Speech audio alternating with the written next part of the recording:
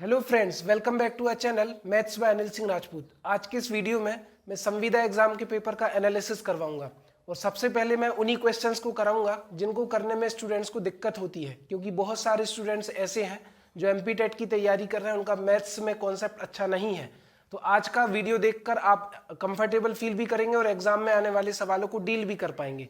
तो चलिए गाइस, आज के क्वेश्चन शुरू करते हैं। बोर्ड पर आपके सामने दो क्वेश्चन लिखे हुए हैं, तो सबसे पहले आप उनको समझो। उनका मैं आपको कॉन्सेप्ट भी कराऊंगा, देन क्वेश्चन कराऊंगा। Concept is very important. Concept आएगा तो इस टाइप का दूसरा क्वेश्चन भी आप कर पाएंगे, तो इसलिए मैं सबसे पहले कॉन्सेप्ट बताऊंगा। तो दो समपूरक कोण 19:17 के अनुपात में है, तो बड़ा कोण बताइए, ये आपके ऑप्शन है। तो संपूरक कोण को इंग्लिश में बोलते हैं सप्लीमेंट्री एंगल, है ना। तो सबसे पहले संपूरक कोण क्या होता है वो जानिए। तो मैंने एक रेखा खींची, लाइन खींची, इसको आप सरल रेखा कह सकते हो, है ना। इसके ऊपर एक टेढ़ी रेखा और खींची, तो यहां पर मान लो कोण बन रहा है x डिग्री का और यहां पर कोण बन रहा है मान लो y डिग्री का। तो आप जानते हो कि एक सरल रेखा का पूरा कोण 180 अंश के बराबर होता है, यहां से लेके यहां तक। इट मींस x अंश प्लस y अंश दोनों का जोड़ 180 अंश के बराबर होगा। कहने का मतलब है अगर दो कोणों का जोड़ 180 अंश के बराबर है तो उसे हम संपूरक कोण कहते हैं, है ना। संपूरक कोण सप्लीमेंट्री एंगल कहते हैं। जैसे मैंने कहा 175 अंश का पूरक कोण संपूरक कोण कितना होगा, तो 5। 175 और 5 180। 150 का कितना होगा, तो 30। 150 और 30 180। 90 का कितना होगा, तो 90। 90 और 90 180, है ना। तो दो कोणों का जोड़ अगर 180 अंश के बराबर है तो ये दोनों कोण संपूरक कोण कहलाते हैं। इन दोनों कोणों का जोड़ संपूरक कोण कहलाता है।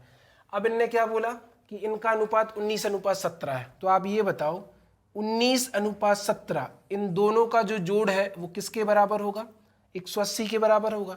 तो 1917 हो गया 36। तो आप कहोगे सर 36 भाग की वैल्यू आ गई 180 अंश, तो एक भाग की वैल्यू कितनी आएगी, ये 36 नीचे चला गया, 180/36। तो 36 से कम 36, 36 पंचे 180, एक भाग की वैल्यू 5 डिग्री आ गई।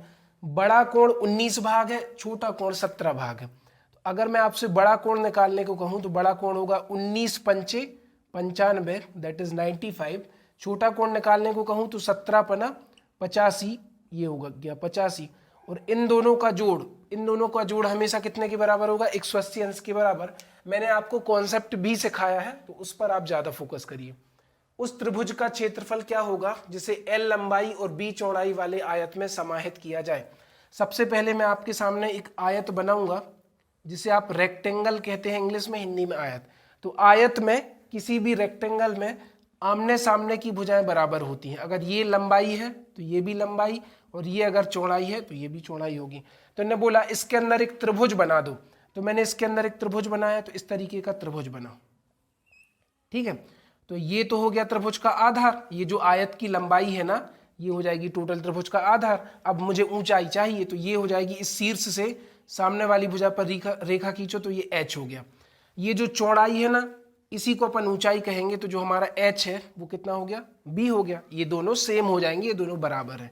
और किसी भी त्रिभुज का क्षेत्रफल होता है 1/2 आधार गुणित ऊंचाई 1/2 बेस इंटू हाइट, है ना। तो 1/2 ज्यों कहते हो, आधार कितना है L और ऊंचाई कितनी है B, तो 1/2 L गुणित B, इसका मतलब LB/2। तो LB/2 हमारा C ऑप्शन है। तो उम्मीद है आपको ये पसंद आया होगा। अगर आपको समझ में आ रहा है तो आप वीडियो को लाइक जरूर कर दीजिएगा। इस टाइप के और भी क्वेश्चन अभी हम डिस्कस करेंगे। अगले सवाल आपके सामने ये रहे, क्वेश्चन है, थर्ड वाला क्वेश्चन क्या है, यदि एक आयत की लंबाई 10% कम कर दी जाए और क्षेत्रफल वही रहेगा तो चौड़ाई में प्रतिशत परिवर्तन ज्ञात कीजिए। इस क्वेश्चन को करने का मैं एक ही कॉन्सेप्ट बताऊंगा। अगर आपने वो सीख लिया तो इस तरह के करीब आप 50 सवाल कर पाएंगे। बस आप उस कॉन्सेप्ट को समझ लीजिए, डेफिनेटली आप 50 सवाल कर पाएंगे, बस आप कॉन्सेप्ट को समझना। नेक्स्ट क्वेश्चन क्या है, यदि एक वृत्त और वर्ग का परिमाप समान हो तो इनके क्षेत्रफलों का अनुपात क्या होगा। इसको भी डील करेंगे, ऑप्शंस आपके सामने हैं, तो ध्यान से देखना। वी नो दैट आयत का क्षेत्रफल, area of rectangle is equal to L into B। आयत का क्षेत्रफल कितना होता है, लंबाई गुणित चौड़ाई, है ना, लंबाई गुणित चौड़ाई। तो इन्होंने बोला लंबाई को 10% कम कर दिया, ठीक, और क्षेत्रफल वही रखना है, तो चौड़ाई में प्रतिशत परिवर्तन ज्ञात करो। तो ध्यान से देखना, अगर मैंने लंबाई में वृद्धि की है, लंबाई मतलब L, अगर मैंने लंबाई में वृद्धि की है तो मुझे चौड़ाई में कमी करनी पड़ेगी, तभी हमारा क्षेत्रफल ज्यों का त्यों रहेगा। इस चीज को ऐसे समझना, जैसे मान के चलो 10 रुपए के भाव से 10 किलोग्राम आपके घर में शक्कर आती है, तो 10 दहम कितना हो गया 100। टोटल खर्चा आपके घर में कितना हो गया 100 रुपए, ठीक है। अब मैं कह रहा हूं कि शक्कर का रेट बढ़कर हो गया 12 रुपए। कितना हो गया 12 रुपए। अभी भी आपको 100 रुपए ही खर्च करने हैं। जो स्टैंडर्ड था ना हमारा, वो क्या था कि 10 रुपए की शक्कर आ रही थी, 10 किलो शक्कर लगती है घर में, तो 10 × 10 विच इज इक्वल टू 100, 100 रुपए हो गया। अब अगर शक्कर के भाव बढ़ गए, आप एक गृहिणी हो, हाउसवाइफ हो, आपको 100 रुपए में शक्कर खरीदनी है, शक्कर के रेट बढ़ गए, तो शक्कर की खपत को, शुगर के कंजम्पशन को आपको कम करना पड़ेगा, तभी तो आपका खर्चा अपरिवर्तित रहेगा। ऐसा थोड़ी अगर आप 10 किलो शक्कर अभी भी लोगे ना, तो 12 दहम कितना हो जाएगा 120। तो अभी हम 10 किलो शक्कर नहीं ले सकते। अब आएगी शक्कर 8.5 किलो, तो 8.5 का 12 में गुणा करोगे तो 100 हो जाएगा। इट मीन्स अगर मुझे खर्च को अपरिवर्तित रखना है, अगर मुझे टोटल वैल्यू को अनचेंज्ड रखना है, तो अगर एक चीज की वैल्यू बढ़ती है तो दूसरी चीज को मुझे कम करना पड़ता है ना। तो 12 रुपए शक्कर के रेट हुए तो उसका खपत कम हो गया। तो यहां पर भी क्या होगा, अगर लंबाई बढ़ेगी तो चौड़ाई को हम कम करेंगे। आई होप ये कॉन्सेप्ट आपको क्लियर हुआ होगा। अब यहां ध्यान से देखिए, आयत की लंबाई में 10% की कमी कर दी जाए। अब 10% की भिन्न होती है 1/10। अब कुछ लोगों को अगर नहीं आता तो मैं बता दूं, 10% मतलब 100 से भाग, है ना। तो 0 से 0 कट गया तो कितने के बराबर आ गया 1/10। तो इन्होंने बोला 10% की कमी मतलब माइनस, ठीक है। कमी मतलब क्या हो गया माइनस। तो 10% की भिन्न कितनी हो गई 1/10। अब जब लंबाई में कमी हुई है तो चौड़ाई में वृद्धि होगी। 12 रुपए बड़े थे ना, रेट बढ़ा था तो उसका यूज कम हुआ था, तो लंबाई कम हुई तो चौड़ाई बढ़ेगी। तो देखो 10% की भिन्न हो गई 1/10, कमी मतलब माइनस। माइनस का उल्टा अपन क्या करेंगे प्लस, ऋण का उल्टा करेंगे प्लस, और ऊपर वाला एक ज्यों का त्यों, ऊपर वाला जो एक है ना वो रहेगा ज्यों का त्यों, ठीक है। अब माइनस लगा है तो इस 10 में से 1 घटा दो, 10 में से 1 गया 9। तो इन्होंने बोला कि उसकी चौड़ाई में 1/9 की वृद्धि करनी होगी। अब चूंकि मैं जानता हूं कि 1/9 की भिन्न होती है 11 सही 1/9%। कितनी होती है 11 सही 1/9%। इसका मतलब इसकी चौड़ाई में 11 सही 1/9% की वृद्धि करनी पड़ेगी। अब किसी को ये याद नहीं है तो 1/9 किसी भी भिन्न का प्रतिशत निकालने के लिए 100 से गुणा करो, और 1/9 गुणे 100 करोगे तो इतना आंसर आ जाएगा, ठीक है। अब दोबारा समझो, मैंने क्या बोला, 50 क्वेश्चंस अराउंड सॉल्व होंगे इस कॉन्सेप्ट को जानने पर। यदि एक आयत की लंबाई में 10% की कमी कर दी जाए, अगर लंबाई में कमी होगी ना तो इसकी चौड़ाई में क्या हो जाएगी वृद्धि हो जाएगी, क्योंकि मुझे अनचेंज्ड रखना है खर्चा मतलब क्षेत्रफल को। तो 10% की भिन्न हो गई 1/10, प्रतिशत हटाया, प्रतिशत माने प्रत्येक 100 से भाग दिया, 10/100, 0 से 0 उड़ गया, 1/10 आ गया। तो कमी मतलब माइनस, माइनस का उल्टा प्लस, ऊपर वाला एक ज्यों का त्यों, 10 में से 1 गया 9, मतलब 1/9 की चौड़ाई में वृद्धि होगी, और 1/9 की परसेंटेज होती है 11 सही 1/9, है ना। कैसे याद रखोगे, 1/9 ज्यों का त्यों 11 लगा दो, 11 नाम 99 और 100 होना चाहिए, है ना। तो 11 सही 1/9% की चौड़ाई में वृद्धि करनी होगी, याद रखना। या फिर किसी भी भिन्न का 1/9 का प्रतिशत निकालना है ना, तो 1/9 गुणे 100 करिए, इसको सॉल्व करिए, 100 में 9 का भाग दीजिएगा तो ये आंसर आएगा। उम्मीद है आपको समझ में आया होगा। अगर ये कॉन्सेप्ट समझ में आया तो मुझे कमेंट करके बताइए कि सर मुझे बेहतरीन लगा, और अराउंड 50 क्वेश्चन आप सॉल्व कर पाएंगे इस कॉन्सेप्ट के दम पर, कि अगर एक चीज बढ़ती है तो दूसरी चीज कम होगी, तो इस कॉन्सेप्ट पर आप क्वेश्चन कर पाएंगे।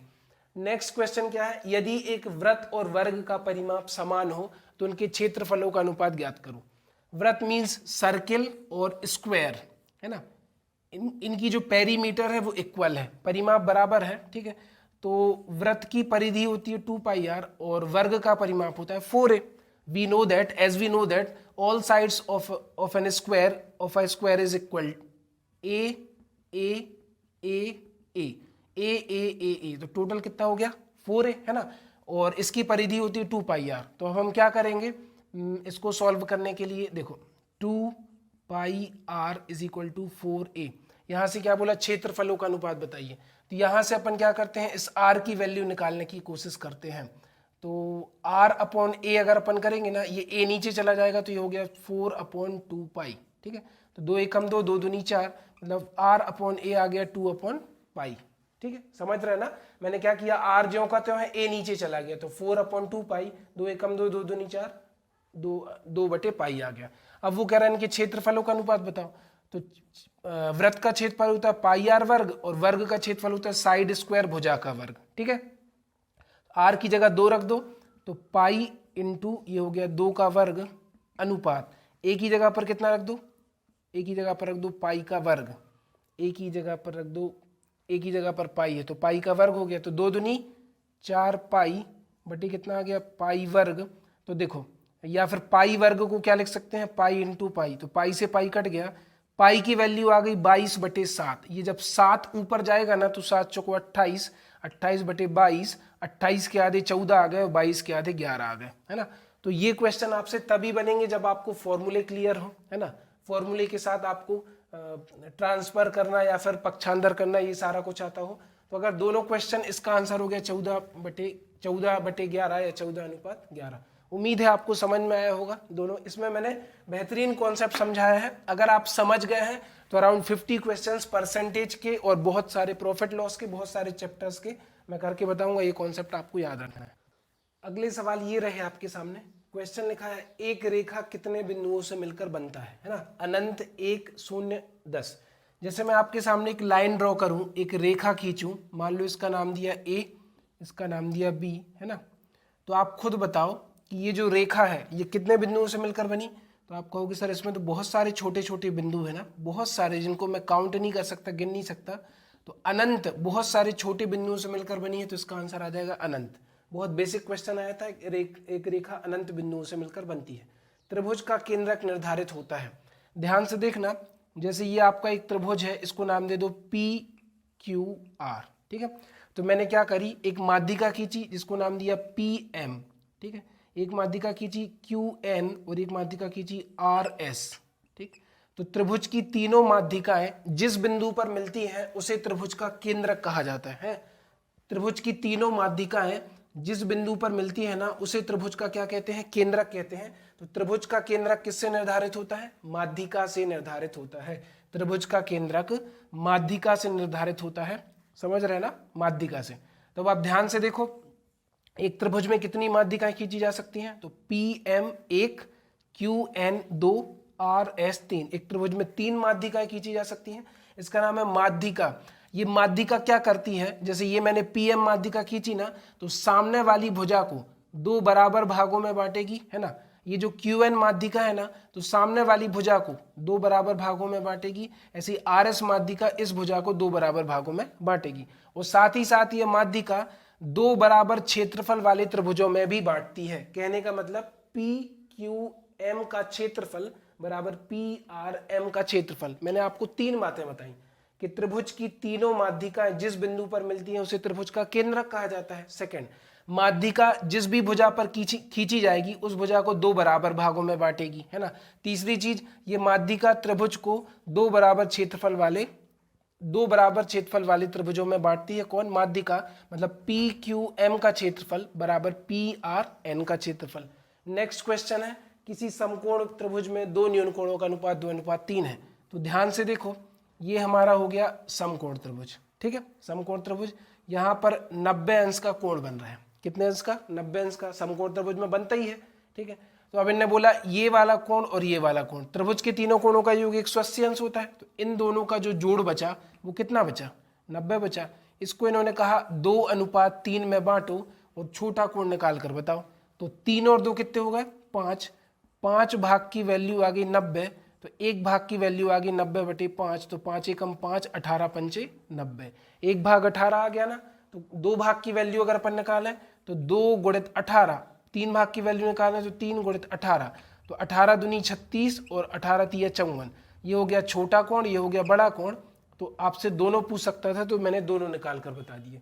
अगर आप क्वेश्चंस को अच्छे से समझेंगे तो आपसे एग्जाम में क्वेश्चन बनेंगे, फायदा होगा। बस वीडियो को एंड तक देखिए, वीडियो को समझिए। क्वेश्चन है, एक समद्विबाहु समकोण त्रिभुज का परिमाप P है, तो उसका क्षेत्रफल होगा, उसका क्षेत्रफल हमें निकाल के बताना है। ये ABCD करके हमारे ऑप्शन है। तो सबसे पहले बोला समकोण त्रिभुज, तो सबसे पहले आप बनाइए समकोण त्रिभुज। उस समकोण त्रिभुज में उसने बोला समद्विबाहु, जिसकी दो भुजाएं बराबर है, तो आप इसको ए कह दो तो इसको भी आप ए कह दो, है ना। लंब और आधार को हम बराबर कर सकते हैं, कर्ण सबसे बड़ी भुजा होती है।